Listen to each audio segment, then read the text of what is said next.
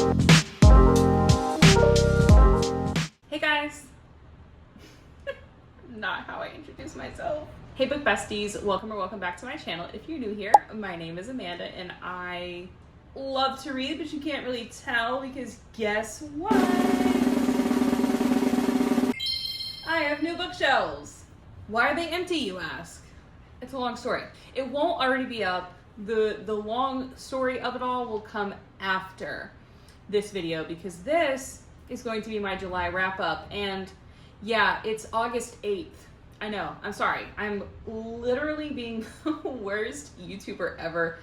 I am so sorry for being incredibly inconsistent with filming and just literally everything. I'm so sorry, okay? I'm trying to get my shit together. I have a lot of reasons why. They're all excuses, and really, I need to just fucking do the thing, okay? So here we are, doing the thing. Hi, hello. If you're new here, like I said, my name is Amanda. I usually am more put together than I am today. That's actually a lie. I'm not ever put together. Beside the point. We are here today to go over all of the books that I read in the month of July. Starting pretty strong. Book 1. A Stage Set for Villains by Shannon J. Spann.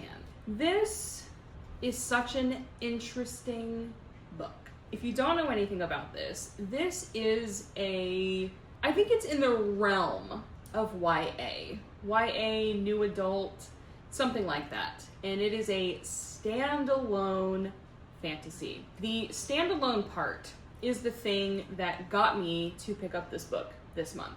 At the tail end of my last wrap up, I think I mentioned probably like at least 85 times, I've been in a reading slump for basically since we moved. So moving like took away the books from being around me. I just for some reason was absolutely not in the mood to read.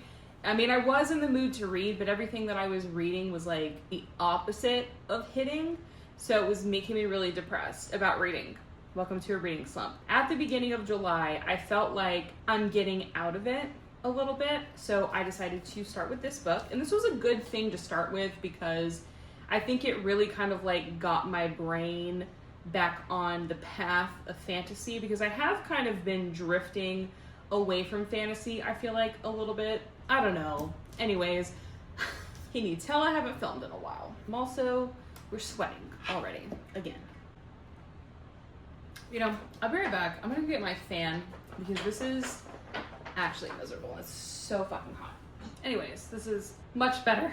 I do remember thinking when I finished this book, I didn't really know how to rate it. Did end up rating it 4 stars because it was good. However, what I put in my review was it good? Yes. Was I intrigued the entire time? Also yes. Did the plot twist absolutely gag me? Yes. However, the thing that kept me from rating it higher or even feeling confident rating it 4 stars was that the concept of this story is so wild. To put it all into one book was bold, but it's such an original story that I kind of had a hard time like keeping my grasp on it. The entire time I was reading it, I kept feeling like, am I getting this? Am I understanding this? Am I following this? Do I really understand what's going on? And I did by the end, but I was a little confused and I really had to kind of sit on it. And it's something that I don't really want to reread it, but I think it would be nice to reread simply to go into it knowing what's actually going on because this book is made for you to be confused a good 60% of the time until you know what's going on and then you're like, what the fuck? What the fuck? What the fuck?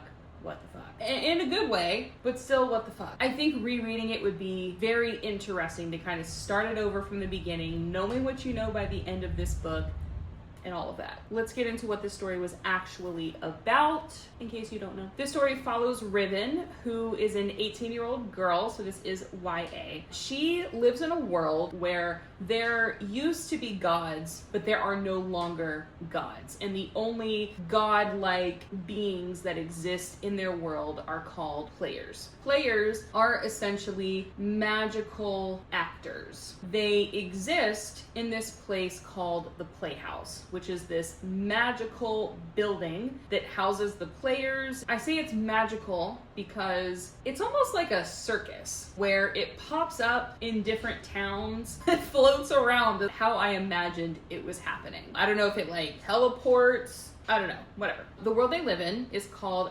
Theatron. All of the actual humans, the people who live in this world, essentially live in shades of gray. Nothing is like colorful. They've taken away all things that are fun. They're not allowed to listen to music. They're not allowed to sing. They can't do any of that. They can't hear stories. They can't read books, etc. So basically like all art has been wiped from this world of Theatron.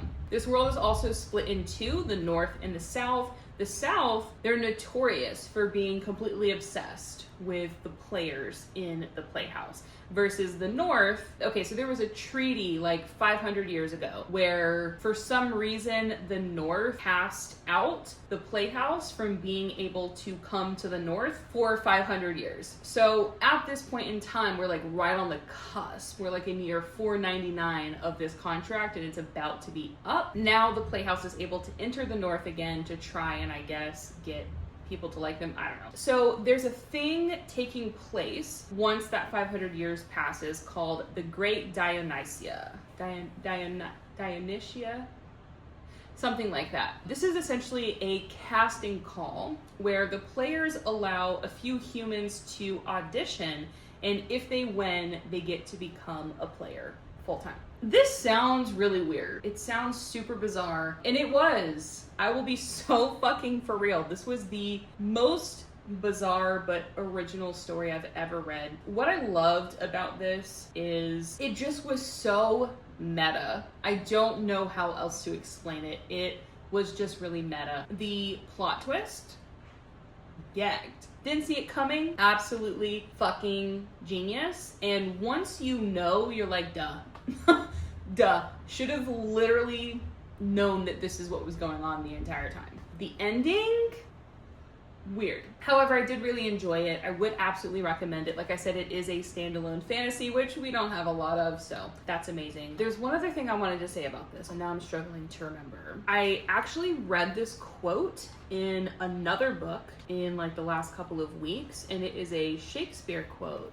It's a very popular Shakespeare quote. I could not tell you which book I read this in, why it mattered. However, it's a Shakespeare quote from As You Like It. It goes as follows. All the world's a stage, and all the men and women merely players. They have their exits and their entrances, and one man in his time plays many parts. That singular quote, I would bet, is what inspired this entire story, because that quote literally sums up this entire book. If you're thinking about reading this, definitely pick it up. I definitely think it's worth the hype. Just go into it with an open mind, and I think you'll really enjoy it. Wow, now that we've spent like 20 minutes talking about the first book. Moving into book number 2 that I read in the month of July, this was Give Me Butterflies by Jillian Meadows. I bought it when it first came out. It was a predicted 5-star for me, and you know I love when I'm right. This was absolutely a 5-star read. This was everything. This book follows Millie, who is an entomologist, as well as Finn, who's an astronomer. They are essentially co-workers. They don't work right next to each other, like in the same department or anything, but they both work at the same museum. The plot is essentially that Millie is striving for this higher position, like director of something at the museum, and Finn is kind of one of her work nemesis. He ends up being on the hiring panel, and she's like, this guy, really?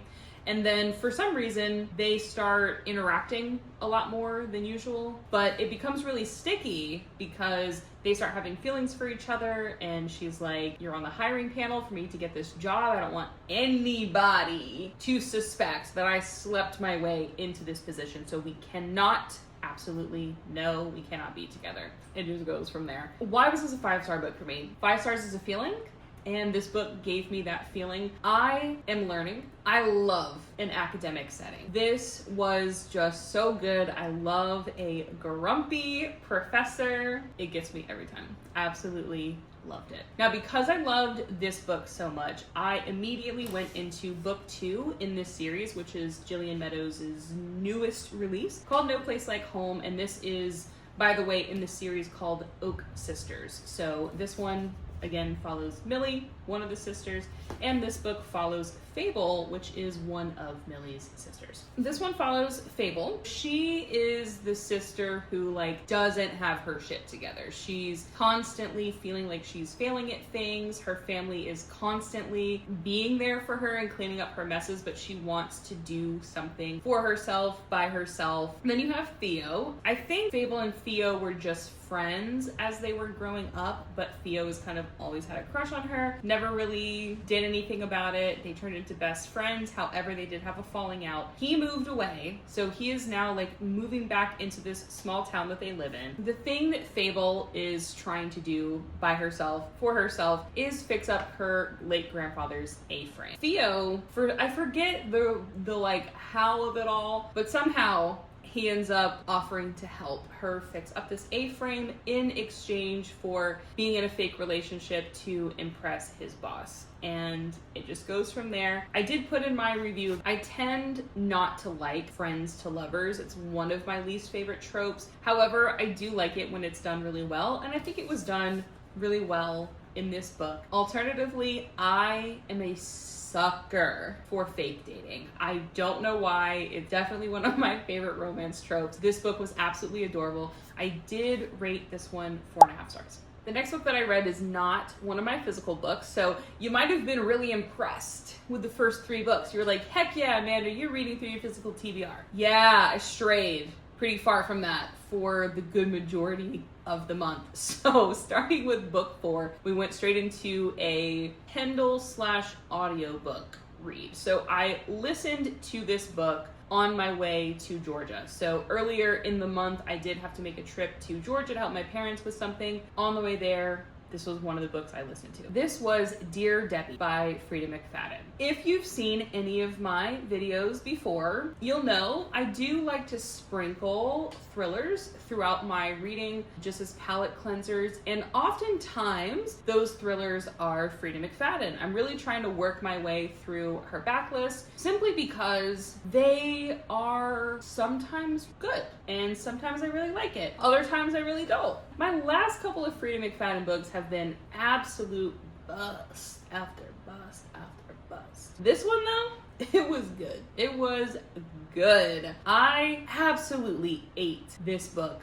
up. From the start, it was tea. I will say, if you like Desperate Housewives, you would love Dear Debbie. This follows Debbie, obviously. She is a suburban housewife who has a part-time job writing essentially like a romance advice column, which is where we get the title Dear Debbie. Pretty quickly, she starts exhibiting some strange behaviors. At first, she seems like a totally normal, kind of middle-aged housewife who's married. Some things start happening that make Debbie make some interesting behavioral choices. And she kind of seems like she's going on a vigilante spree of sorts. And you can't really tell if she's batshit crazy and all of these things are happening because of her, or if these things are really happening to her and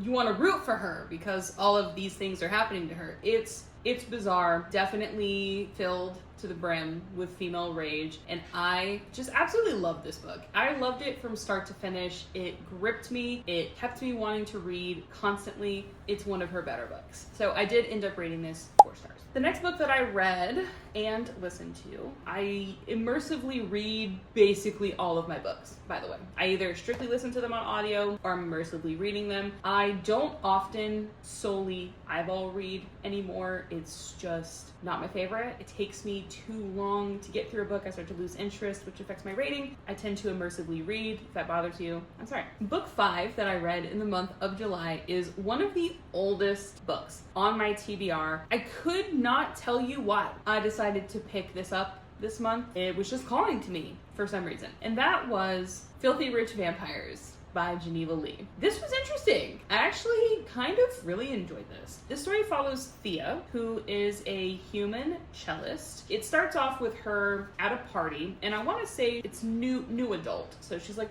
21 or 22. However, she is a virgin, so that is a trope in this book. Literally one of my least favorite tropes, but it's fine. It's fine. It was part of the plot. Anyways, Thea is playing the cello at a party, and she learns pretty quickly that this is a party full of vampires because there she meets Jillian. Jillian, I think, initially saves her from another sketchy vampire. When he sees her for the first time, like it's like across the room when he first sees her, he is instantaneously obsessed with her. Sometimes I like that, but it has to be done really well, and in my opinion, it was not done very well in this book. It's very lust forward versus having any actual romance. So she meets Jillian. Jillian must tell her what's going on because she almost dies because of it. She finds out vampires are real. She ends up having to see one of her friends almost get completely eaten alive by a vampire, so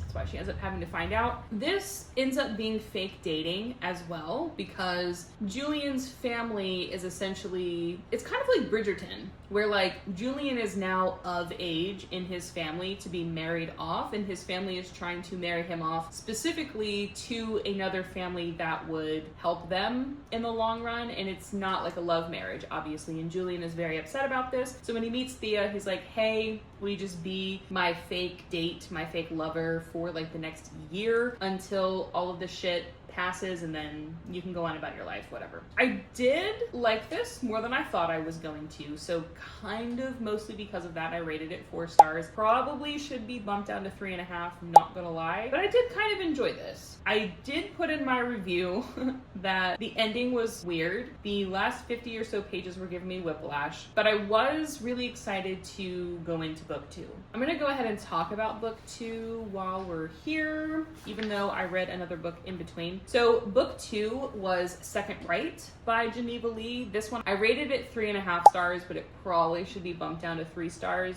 I really wanted to like this series more than I ended up liking it, so I think I was kind of like being a little too lenient. And also, what happened after I read this book, like when I was maybe had this much left of the book, I was really enjoying it, so I actually ended up ordering the entire rest of the series. There are 3 other books after this one, and I've since returned them. That is why I do not have them to show you. One thing, if you're thinking about reading this series, I did not have this issue with book 1. However, books 2 and 3, at least, do not match the audiobook. The Kindle version does not match the audiobook. I could not find a version that matched the audiobook. It was more than just a couple of words were different. You know, sometimes you'll be reading a book and like, you can tell, okay, they edited this like one more time since the audiobook was released. This was like whole ass paragraphs were completely different. So you either needed to solely eyeball read the book or solely listen to the audiobook. So at some point, I decided to switch over to solely listening to the audiobook because it was making my eye twitch. It was driving me absolutely fucking crazy. Secondly, again, it was so lust forward. I am going to give a disclaimer real quick. I am going to give a spoiler. If you do not want to hear this, please skip ahead to this. Can I make my wrist straight? Please skip ahead to this time to avoid the spoilers. One thing I really liked about this is though it was lust forward, there was no sex in this book. Like, were there smut scenes? Yes. But did they actually have penetrative sex? No. Because she's a virgin, it really like prolonged that situation, and I enjoyed that tension. However, it took until half of the second book, so a whole book and a half, for them to have penetrative sex, and I shit you not, this sex scene lasted like 15 seconds and was not descriptive at all, which was weird because the amount of descriptions of other sexual acts in this book, needless to say, I was expecting a little bit more. And I was really, really disappointed. It was like, horrible. Hated that. The spice got better after that, but it's like, Geneva, why did you do it that way? Literally, what was the reason for that? I liked it enough to finish it and enough to start book 3. And then I got about 10% into book 3 and I went, I actually couldn't care less about what's happening anymore. This is so drawn out, so repetitive, so incredibly stupid. I fucking hate this shit. And I returned my other 3 books and I will be selling this one or donating it. Book 3 was a 1-star/DNF. Moving back to book 6, which technically I read in between the first and second Filthy Rich Vampires books. This was another thriller. I was kind of heavy on my thrillers this month, but this was a thriller called That's Not My Name by Megan Lawley. This has been on my radar for quite some time. I'm sure you've seen this book somewhere. It is a YA thriller. I haven't read many of those. Like, I'm pretty sure the only other YA thriller that I've read was The Naturals, and that wasn't very thrilling. So this one was a wild ride start to finish. This story follows 2 POVs. One POV is of a girl named Mary. Mary has woken up with 0 memory of who she is, and she wakes up in essentially what is a hospital, and her dad is there. He's trying to get her to remember who she is, so he takes her back home, shows her her room. She's like, none of this is bringing back any of my memories. Like, I guess I just have amnesia now. And then you follow another POV of a boy named Drew, who is the boyfriend of a girl who went missing. He is now the prime suspect in his missing girlfriend's case. That's all I'm gonna say. It was really good. This was a solid 4-star book. I would love to reread this knowing what you know at the end of the book, like most thrillers. I thoroughly enjoyed this. This hooked me from the beginning, had me wanting to continue listening to it. It was really, really, really good. I will say, and this is a spoiler, again, I'm so sorry. If you don't want to hear me spoil this, skip ahead to this time. What the fuck was that ending? I am a romance reader 90% of the time, so I was really hoping that this book was going to have an actual happy ending, and which was stupid. Who am I to think a thriller is gonna end with a happily ever after? But it ended happier than it could have, but I still kind of wanted it to be a little happier, but that ending was wild. Moving into book 8, technically, that I read this month. This was Shameless Puckboy, which is the 3rd book in the Puckboys series by Eden Finley and Saxon James. I talked about books 1 and 2, I think in my last wrap up, because I was reading those around the time that we moved. And I didn't move on to book 3 after reading book 2 because I didn't like who it was about. I saw somebody semi-recently on Fable talking about book 3 and how much they loved it, and I was like, you know what? Fuck it. I don't care enough about these characters. I don't even remember why I didn't want to read about this character, so whatever. I ended up listening to this on the way back from my trip to Georgia. So this was a strictly an audiobook read. The first thing that I put in my review was, this was so funny and hot. And that is really the gist of this series so far. They are laugh out loud funny, and they are so incredibly fucking hot. If you love male series in general, especially male hockey, I would highly recommend this series. It is absolutely fabulous. This one I also rated 4 stars, and this follows Lane, who is a hockey PR manager, and Oscar. Oscar is the one I didn't want to read about because he is a playboy through and through, and that is like my least favorite type of person to read about. However, every time I read about something like that and they end up turning the guy around, I love it. I eat it up every single time because you're making them go from a type of person that I really hate into the type of person that I don't hate. I don't know why I hate this trope so much. I really should give it more chances. But anyway, here we are. So it's PR manager mixed with a professional hockey player. The PR manager is brought in to rein in Oscar because, like I said, he's a playboy. He literally sleeps with like every single person who breathes near him, and he is constantly causing trouble for the hockey team.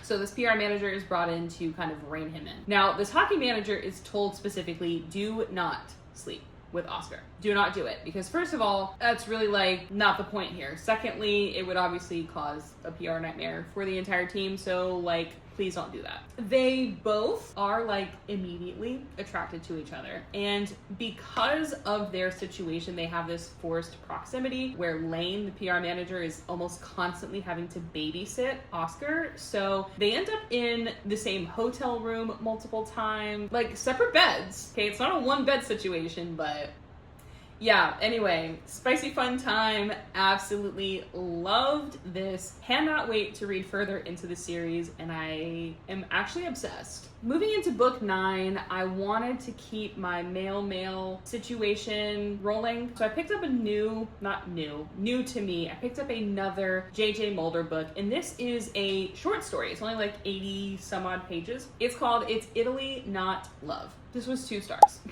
I put in my review, if you've read and liked JJ's other books, just skip this one. Like, literally just skip it. Though it's 83-ish pages, 84 pages, so little happened, and it was so incredibly boring. I wanted to DNF it multiple times, but I kept telling myself it's only 84 pages, like, literally just get through the story. But yeah, 2 stars, because, like, I wish I would have DNF'd it. It was a waste of my time. This story follows Roman, who is an American vacationing in Italy. He ends up meeting Nilo, who is a Finnish guy working in Italy on a visa. Roman is going to a wedding. Nilo is working at this wedding. That's how they end up meeting. And they have a really fun time together the first day that they're together. And they end up deciding to spend the rest of Roman's vacation together. And it's obviously them traveling and falling in love, which sounds like it would be good. It just really wasn't. So moving back to my physical TBR, I picked up Fundamentals of Being a Good Girl by Julie Murphy and Sierra Simone. I rated it 4 stars. I really should bump it up to 4.5 stars. This was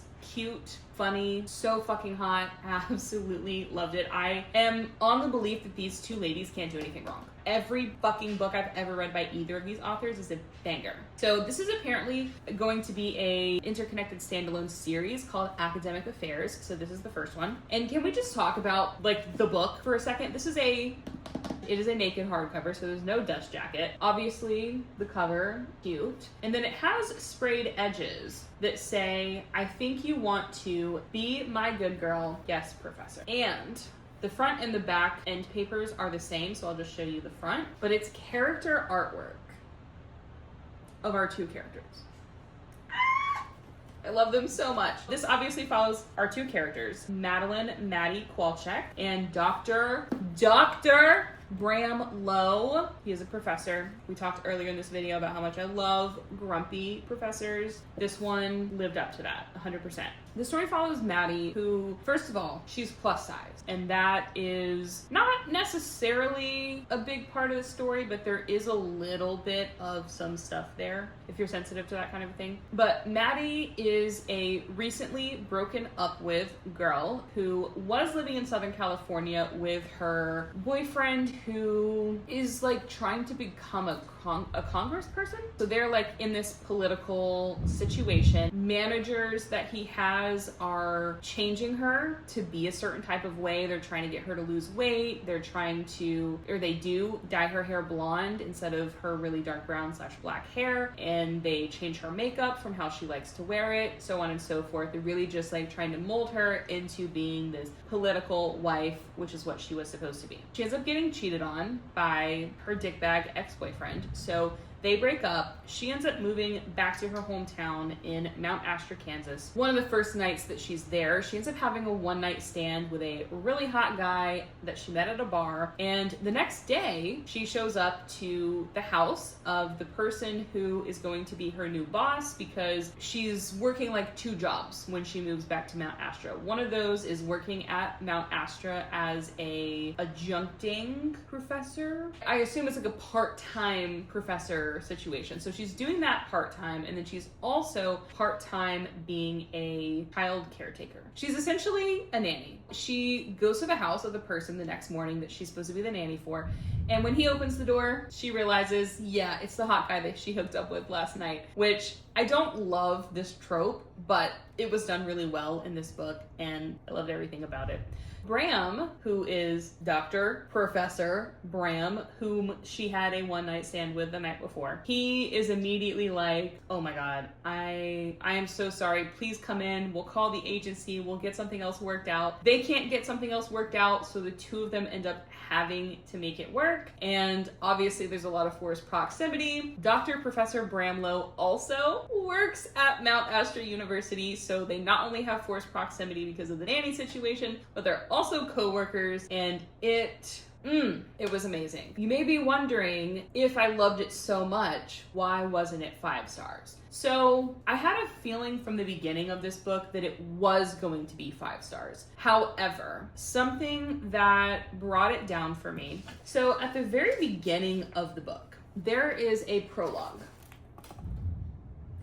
And it says that it is told from the point of view of Joey fucking Kemp. The prologue and the epilogue are both written in third person, which is fine. Not knocking that. It just is weird. Like, you'll just have to read it. It, in my opinion, did not add to the story in any way.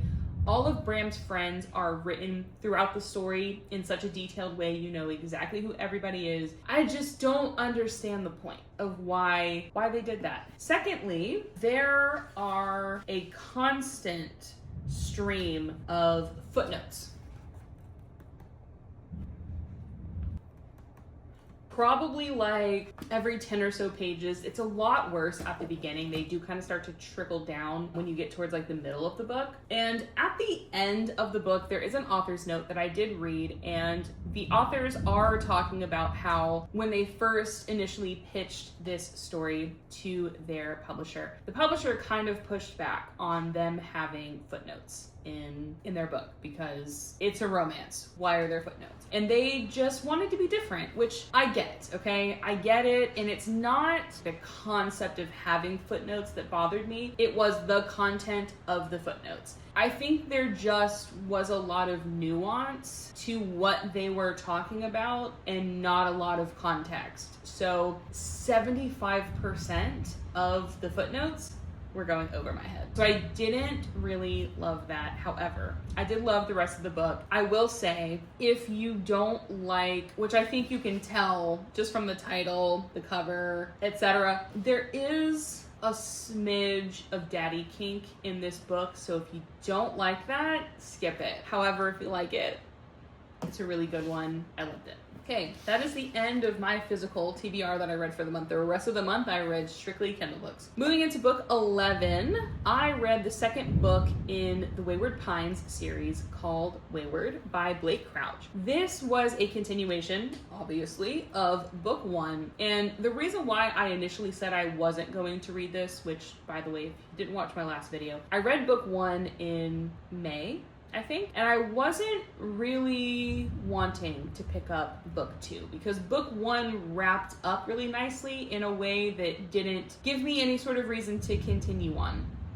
However, a couple of people that I know on Fable were reading this around the same time as me, and they were talking about how much better the series continues to get as you go on, so I had to pick it up. This book was actually really fucking good. I rated it 4.5 stars. It was better than book 1, in my opinion.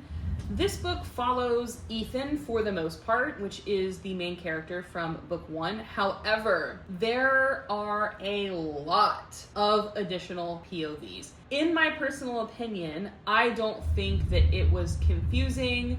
that it took away from anything. It definitely added to the story. If you're like worried about multiple POVs, it is not that serious, I promise. It's like you're following Ethan 75% of the time, and every once in a while you get this very short.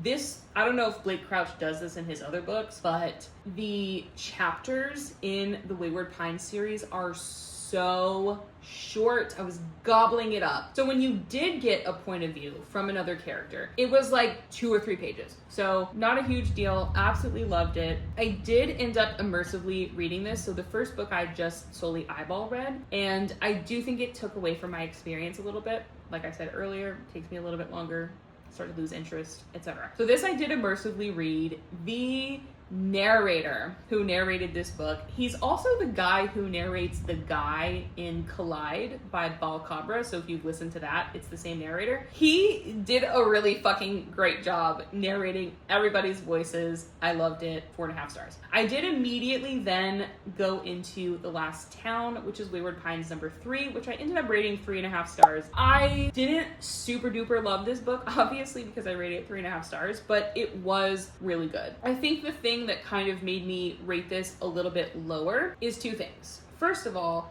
75% of this book is like one big battle scene, and I didn't love that. It was just a lot of action, fighting, survival, that kind of stuff, and it just felt really unnecessarily long. The other thing is that, if you didn't know, this did get adapted into a TV series back in 2015, and I've watched it. It's the reason why I wanted to read the books. There are some differences between how the TV show ends and how the book ends. So this isn't necessarily a spoiler because like you don't know who it is, but in the show they go much more in depth with Margaret, and they did not do that in the book. So I was really like, when is that thing going to happen? And it never did. So it seems like it's something that they realized would be more interesting for TV, but it was left out of the book. So I was kind of sad about that, but I did end up really enjoying this. Again, I did immersively read it, and it was great. One thing I will say though, if you have read it, what the fuck was that epilogue? What was the point? You wrapped it up and then you said, hee hee, why? If you're not gonna expand on this world, Blake Crouch, why? I ask. The last and final book that I finished in the month of July, I'm so excited to talk about this, is Across the Vanishing Sky by Catherine Cowles. Yes, I finally read a Catherine Cowles book, and guess what? I'm now in my romantic suspense era. I really am. I can't believe I didn't discover this sooner, because wow, like just fucking wow. This was bonkers. As much as I love romance and as much as I love thrillers, where has this been my whole life? Like, no, literally, where has it been my whole life? Oh, right, one of them's been on my shelf and I haven't picked it up. Anyway, Across the Vanishing Sky is the first book in Catherine Cowles' newest series called Starlight Grove. This story follows Braden, who is a single mom. She has a child who's about 7 years old, I think, when the book starts.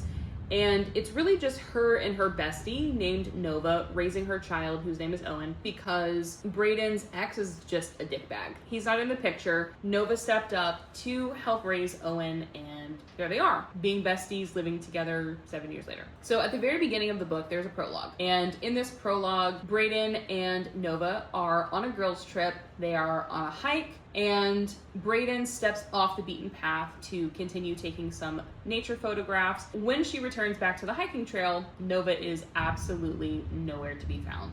She is freaking out. She ends up stumbling upon her water bottle and not Nova. So at this point, she's missing. Then it jumps into the actual story, and the story starts 1 year later, and Nova is still missing. So Braden decides to move into the small town of Starlight Grove, obviously, so that she can have boots on the ground looking for Nova. She's getting involved with missing persons, people who are around because the local sheriff's department is just dragging ass trying to find her. She's going about this by herself. So she ends up being next door neighbors to a guy named Dex. Now, Dex is an ex FBI hacker. He almost got arrested like 10 years ago, but the FBI gave him the opportunity to work for them instead of going to jail, so that's what he ended up doing. But Dex has some history. The rest of the books that are going to come out in this series each follow one of Dex's brothers, so I think he has 5 other brothers. And their dad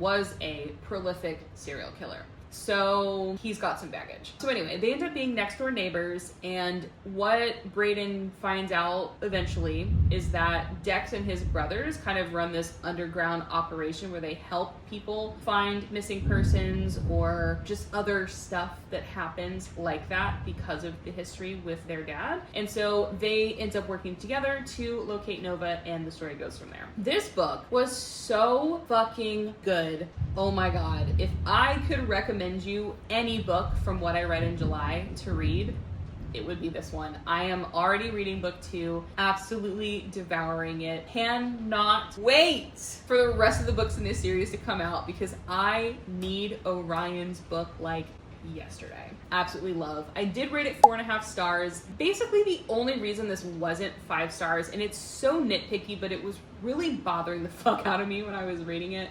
Brayden's son, who is now 8, he is using today's slang constantly. So he's calling his mom bro and bruh. He is saying bussin' and sty instead of style, and just all these other weird things that, first of all, just gonna date the fuck out of this book. But secondly, it's like, it's something that most of us have to deal with on a regular basis, and I don't want that weird shit slang in my books. It just really caught me off guard that that's what was happening, and the more that I like think about it, it's not as much in the second book, but the more that I hear it, I'm like, okay, you're being really nitpicky, and that's a really stupid reason for something not to be a 5-star book. So could have just been my mood at the time, but it is what it is. One other thing I wanted to mention about this is if you read this, listen to the audiobook. The audiobook is expertly narrated. It is, first of all, duet narration, which means that when Brayden is speaking, even in Dex's chapters, she narrates all of her own lines. And when Dex speaks in Brayden's chapters, he's reading his own lines. In addition to that, because Catherine Cowles is writing the rest of the series with Dex's brothers, they each have a narrator for their own book, and that narrator is voicing their lines in this book. Yeah. And one of the brothers is narrated by Teddy Hamilton, which we love Teddy Hamilton. The other one, I can't remember the guy's name offhand, but it's the same narrator who narrated Bramla. And that's Orion. I cannot wait for Orion's book. Oh my god. Unlucky for me, it's probably going to be book 6 because Miss Catherine knows everybody wants Orion's book like yesterday. Okay, so those are all the books that I read in the month of July. I do have a couple of honorable mentions. These are just things that I've been kind of reading in the background. I'm not pressured to finish them. They're kind of like, I think I may have mentioned this before, but when I go to sleep at night, I read my Kindle in bed right before I fall asleep. And I don't like to read anything important right before I fall asleep because I'm reading the book really slowly. I'm gonna forget. I don't want to do it with anything that I'm actually like really wanting to read. One of those right before bed books that I've been reading, and I've been reading this now for like 3 months, is Highland Hideaway by Lily Gold. I'm now roughly around 70%. I did soft DNF it, but ended up coming back to it solely because I'm so fucking far into it that I just can't fathom having completely wasted my time. But I will say I do constantly want to DNF it because I just can't fucking stand it. Another honorable mention that I have been reading since last month is Man-Eater by Morgan Elizabeth. This month I also started reading Court of the Vampire Queen by Katie Robert. Those were all the books that I read in the month of July. If you've read any of these books, tell me below. I would love to know your thoughts and opinions about these books. If you've not read any of these, but this got you excited to read any of these books, definitely let me know. And last but not least, if you liked this video, please give it a thumbs up, consider subscribing to my channel, and I will see you guys in the next one. Bye!